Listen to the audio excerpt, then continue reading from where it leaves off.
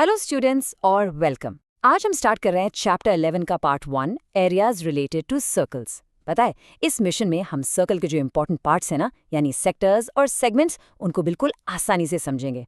Ready हो? चलो शुरू करते हैं। ओके, सोचो जरा, आपके सामने एक मस्त गर्मा गर्म पिज्जा है और अगर मैं आपसे पूछूं कि हे आपकी फेवरेट स्लाइस का एग्जैक्ट एरिया कितना है, तो कैसे निकालोगे?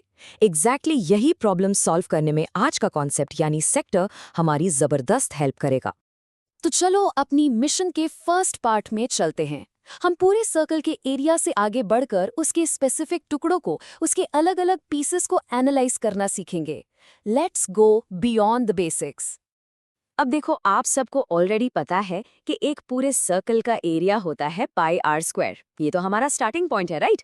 लेकिन सोचो, अगर हमें सिर्फ उसके एक हिस्से का, एक पीस का एरिया निकालना हो, तब क्या करेंगे? और इन्हीं हिस्सों के दो मेन हीरोज हैं।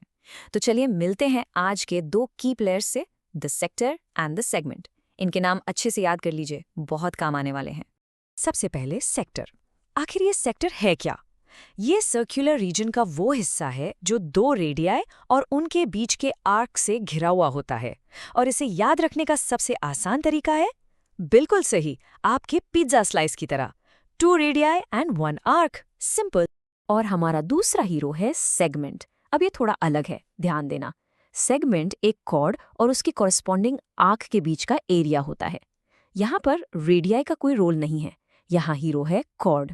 ये स्लाइड आपका सारा कंफ्यूजन एकदम क्लियर कर देगी। देखो, लेफ्ट में है सेक्टर, जो बनता है 2 रेडियाई से, जो सेंटर से आती है, और राइट में है सेगमेंट, जो एक सिंगल कॉर्ड से कट होता है।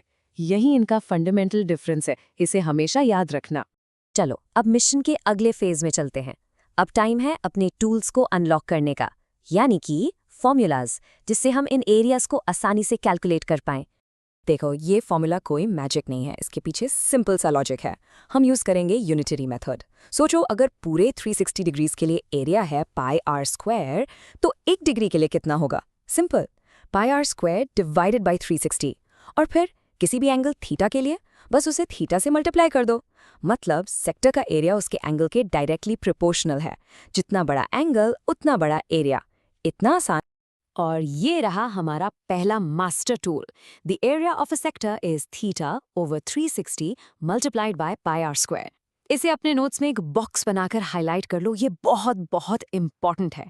फॉर्मूला मिल गया, अब उसे अप्लाई करने का टाइम है। चलो अपनी नॉलेज को टेस्ट करते हैं। हम आपकी टेक्स्ट बुक का एक सिंपल सा प्रॉब्लम सॉल्व करेंगे, ठीक है? Okay, let's dive into this. हमारे पास एक सेक्टर है जिसका रेडियस है 4 सेंटीमीटर और सेंटर पे जो एंगल बन रहा है वो है 30 डिग्रीज। हमारा गोल है इसका एरिया फाइंड करना। अब बस अपने मास्टर फॉर्मूला में वैल्यूज डालनी है। थीटा की जगह 30 और आर की जगह 4। तो एक्सप्रेशन क्या बनेगा? 30/360 मल्टीप्लाइड बाय 3.14 मल्टीप्लाइड बाय 4 का स्क्वायर। और इसे कैलकुलेट करने पर हमारा फाइनल आंसर आता है 4.19 स्क्वायर सेंटीमीटर्स। मिशन का पहला पार्ट सक्सेसफुल। देखा, फॉर्मूला पता हो तो कितना सिंपल था, राइट?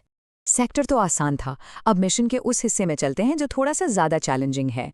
बट डोंट वरी, घबराना नहीं, आसान बना देंगे।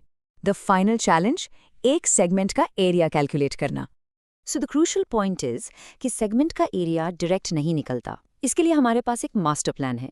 हम पहले उस पूरे सेक्टर का एरिया निकालेंगे जिसका सेगमेंट एक हिस्सा है, और फिर उसमें से उसके अंदर बने हुए ट्रायंगल के एरिया को माइनस कर देंगे। Simple, right? Sector minus triangle. चलो इसे एक एग्जाम्पल से समझते हैं। इस बार रेडियस है 21 सेंटीमीटर और एंगल है 120 डिग्रीज। हमें इस सेगमेंट AYB का एरिया निकालना है। मास्टर प्लान के अकॉर्डिंग स्टेप 1 है एरिया ऑफ सेक्टर OAB निकालना। हम वही फॉर्मूला यूज करेंगे, θ/360 into pi are square. Values put करने पर आंसर आता है 462 स्क्वायर सेंटीमीटर्स। ये है हमारी सोल्यूशन का पार्ट 1। आसान था। अब आते हैं पार्ट 2 पर, ट्रायंगल OAB का एरिया निकालना। यहाँ थोड़ी ट्रिग्नोमेट्री लगेगी।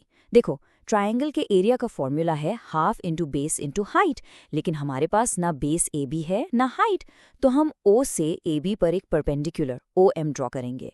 ऐसा करने से हमारा बड़ा ट्रायंगल 2 छोटे कॉन्ग्रुएंट राइट एंगल ट्रायंगल्स में बंट जाता है, और जो 120 डिग्री का एंगल था वो भी 60-60 में डिवाइड हो जाता है। अब हम इन छोटे ट्रायंगल्स में साइन 60 डिग्री यूज करके AM निकाल सकते हैं और कॉस 60 डिग्री यूज करके हाइट OM निकाल सकते हैं। जैसे ही बेस और हाइट मिले, एरिया निकालना इजी हो जाएगा। यही इस क्वेश्चन का सबसे इंपॉर्टेंट पार्ट है। एक बार ट्रायंगल का एरिया निकल गया तो बस अपने मास्टर प्लान को कंप्लीट करना है। जो सेक्टर का एरिया हमने पार्ट 1 में निकाला था, यानी 462 स्क्वायर सेंटीमीटर्स, उसमें से ट्रायंगल के एरिया को माइनस कर देंगे and that's our final answer. Simple as that. तो मिशन कंप्लीट। बहुत अच्छा है। चलो अब एक क्विक डीब्रीफ करते हैं और देखते हैं कि आज हमने क्या जरूरी चीजें सीखी हैं। ये स्लाइड सबसे इंपॉर्टेंट है। ये हैं आज के master tools. Let's focus on the 2 main things we use today. पहला, एरिया ऑफ सेक्टर का डायरेक्ट फॉर्मूला, और दूसरा, एरिया ऑफ सेगमेंट निकालने का हमारा मास्टर प्लान। इन्हें अच्छे से नोट कर लो, एग्जाम टाइम में यही सबसे ज्यादा काम आएंगे। तो अब जब आप सर्कल के पार्ट्स को मेजर करना जानते हैं, तो एक क्वेश्चन आपके लिए। अपने आसपास देखो, अपने रूम में, स्कूल में या पार्क में ऐसी कौन सी चीजें हैं जिनका एरिया अब आप निकाल सकते हो? एक वॉल क्लॉक का डायल या एक केक का पीस? सोचो इसके बारे में। See you in the next part.